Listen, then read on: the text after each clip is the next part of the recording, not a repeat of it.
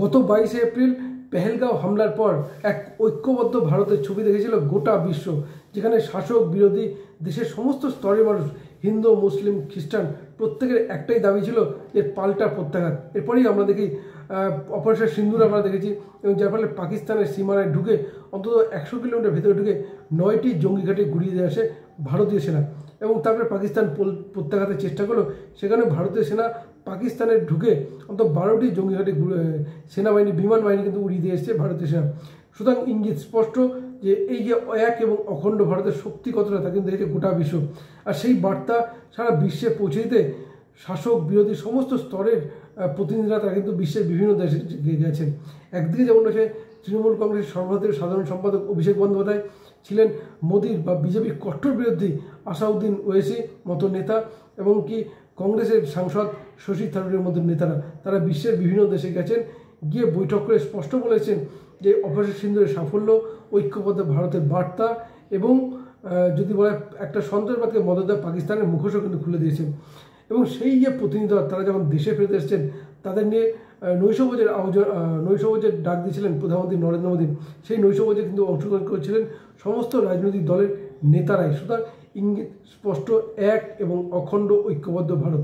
এই এক এবং ঐক্যবদ্ধ ভারতের ছবি আমরা এর আগেও দেখেছিলাম।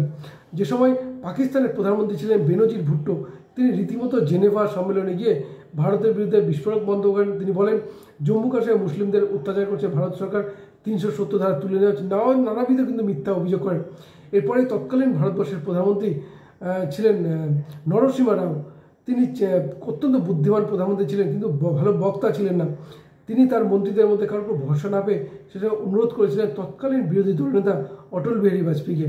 অটল বিহারী বাজপেয়ী আমেরিকায় যান এবং জেনেভা সম্মেলনে মন্তব্য করেন এবং বক্তব্য রেখে আসেন, পাকিস্তানের মুখোশ খুলে দিয়ে আসেন।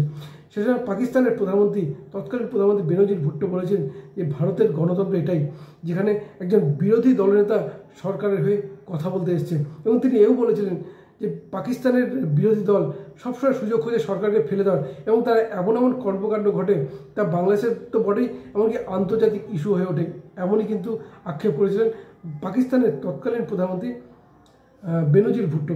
সেই বেনজির ভুট্টো বলা যেতে পারে অতীত, এই মুহূর্তে ক্ষমতা রয়েছে শাহবাজ শরীফের সরকার, কিন্তু ভারতের যে ঐক্যের ছবি সামনে এসে তা কিন্তু স্পষ্ট।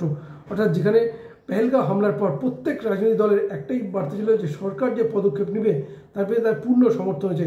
কংগ্রেস, তৃণমূল কংগ্রেস, মিম, আসাউদ্দিন ওয়েসির, এমনকি অন্য রাজনৈতিক দলেরও কিন্তু আম আদমি পার্টির প্রত্যেক কিন্তু একই বার্তা ছিল যে সরকারের তার পাশে রয়েছেন, যার ফলে কিন্তু অপারেশন সিন্দুর চালাতে সক্ষম হয়েছে ভারত সরকার। এবং তারপরেই যে বিভিন্ন দলের প্রতিনিধিরা যখন অনুরোধ করে সরকার পক্ষ থেকে, সেখানেও বিরোধী প্রত্যেক রাজনৈতিক দল কিন্তু সমর্থন জানায়, এবং সরকারের পদক্ষেপকে সমর্থন জানিয়ে তারাও কিন্তু প্রতিনিধি বিদেশে পাঠায়, এবং যার বিদেশে গিয়ে অপারেশন সিন্দুরের সাফল্য, এক এবং অখণ্ড ভারতবর্ষের বার্তা, এবং পাকিস্তানকে জঙ্গিদের মদতের বার্তা কিন্তু তুলে দিয়েছে। এবং সেই প্রতিনিধি দলদের নিয়ে বা সেই প্রতিনিধি দলের নেতাদের নিয়ে বৈঠক করলেন, এমনকি নৈশভোজ করলেন দেশের প্রধানমন্ত্রী নরেন্দ্র মোদী। সেখানেও কিন্তু ঐক্যের ছবি কিন্তু সামনে উঠে এসেছিল। অর্থাৎ সারা বিশ্বকে বার্তা দেওয়া হলো যে ভারতবর্ষ অখণ্ড, অর্থাৎ এই ভারতবর্ষ ঐক্যবদ্ধ ভারতবর্ষ। যে ঐক্যবদ্ধ ভারতবর্ষকে দেখে কিন্তু শুধু পাকিস্তান বা বাংলাদেশ ছোটোখাটো দেশ নয়, বিশ্বের বড় বড় দেশও ভয় পায়। তখন ভারতবর্ষের গণতন্ত্র এই কারণেই শ্রেষ্ঠ গণতন্ত্র, যেখানে যখনই দেশের কথা আসবে তখন শাসক এবং বিরোধী প্রত্যেকের বক্তব্য একটাই হয়, সবার আগে দেশ, যা কিন্তু আরও একবার দেখা গেল এবার।